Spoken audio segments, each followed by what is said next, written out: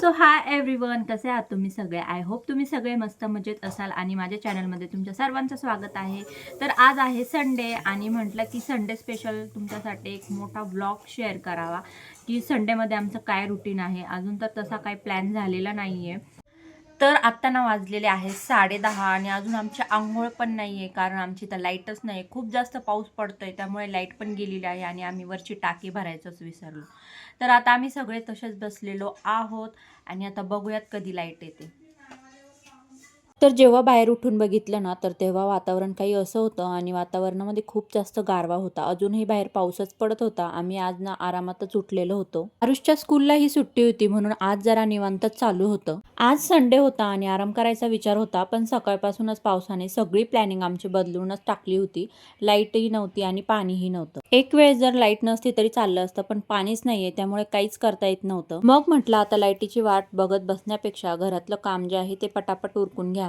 ज्या घरात लहान मुलं असतात त्या घरात खूप जास्त पसारा असतो हे तुम्हालाही माहिती आहे आणि आमच्या घरात तर 2 लहान मुलं आहेत त्यामुळे खूप जास्त पसारा करत असतात. दिवसभर पसारा आवरत असला ना तरी तो काही उरकत नाही. तुम्ही सगळेजण माझ्या मिनी व्लॉगला खूप जास्त प्रेम देत आहात, ते बघून मला खूप छान वाटत आहे आणि असाच सपोर्ट करत राहा. तुमचा एक सबस्क्राईब माझ्यासाठी ना खूप महत्त्वाचा आहे, त्यामुळे माझ्या चॅनलला नक्की सबस्क्राईब करा आणि व्हिडिओलाही लाईक करा. पाऊस असेल ना तर घरात स्वच्छताच लागते आणि घर स्वच्छ नसेल तर मनही लागत नाही. त्यातल्या त्यात घरात जर लहान मुलं असतील तर हायजीन ठेवणं खूप महत्त्वाचं असतं, कारण ते मग आजारी पडतात आणि आपल्याला त्याचा त्रास होतो. वातावरण चेंज झालं आहे म्हणून आरुषलाही थोडीफार सर्दी झालेली आहे, त्यामुळे त्याला औषध चालू आहेत. बाहेर पाऊस चालू आहे आणि मुलांना बाहेर जाता येत नाही म्हणून थोडा वेळ ना सानवीला तिच्या मम्मीने फोन दिलेला होता आणि ती ते फोन एन्जॉय करत बसलेली होती. त्यानंतर आम्हीही ते लाईटची वाट बघत बसलेलो होतो. बाहेर पावसामुळे काही कपडे सुकत नाही म्हणून इथे पोर्चमध्येच ना अशा दोऱ्या बांधून आम्ही मुलांचे कपडे जे आहे ते सुकवायला ठेवलेले होते, कारण मुलांचे कपडे तर खूप असतात आणि ते सुकतच नव्हते.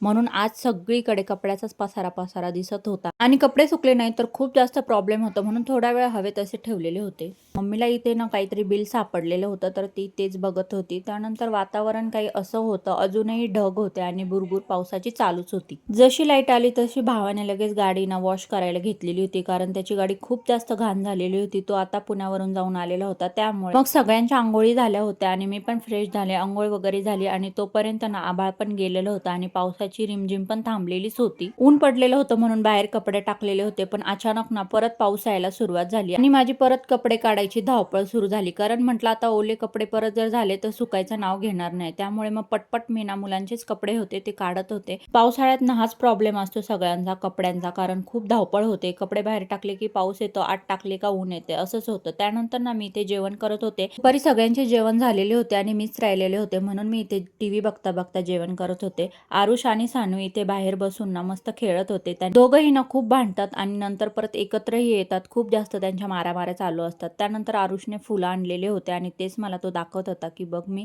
फुलं आणलेली आहेत आणि ही चाफ्याची फुलं होती, खूप सुंदर होते. आरुषची तब्येत सध्या ठीक नाही आहे, त्यामुळे ना त्याला मी डॉक्टरकडून जाऊन आणलेलं होतं. जेवण वगैरे झालं आणि त्याला ना औषध वगैरे देऊन ते झोपवलेलं होतं, कारण थोडाफार त्यालाही आराम भेटावा म्हणून. त्यानंतर मला ना थोडंफार व्हिडिओचं काम होतं, तेच मी इथे करत होते. माझे व्हिडिओज जे आहे ते एडिट करायचे होते आणि मुलं झोपल्याशिवाय काही हे काम होत नाही, त्यामुळे. त्यानंतर ना आता इथे संध्याकाळचं आमचं रुटीन सुरू झालेलं होतं. चिकन आम्ही मॅरिनेट करून ठेवलेलंच होतं, कारण आम्हाला आज बनवायचा होता चिकन पुलाव आणि चिकन पुलाव आमच्या घरात ना सर्वांचाच फेवरेट आहे. संध्याकाळचं वातावरण झालेलं होतं म्हणून आरुष आणि सानवी बाहेर खेळत होते. दोघांच्याही छान झोपा झालेल्या होता. आराम करून मस्त बाहेर खेळायला गेलेले होते आणि त्यांची अशी काही मस्ती चालू होती.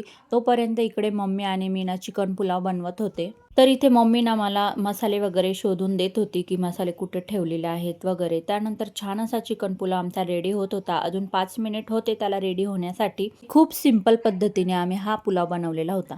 तर आजचा व्लॉग मी इथेच एंड करते. आजच्या व्लॉगमध्ये एवढंच आणि हा व्लॉग तुम्हाला कसा वाटला मला नक्की सांगा आणि माझ्या चॅनलला सबस्क्राईब करा, कारण तुमचा सपोर्ट आता सध्या मला खूप जास्त महत्त्वाचा आहे.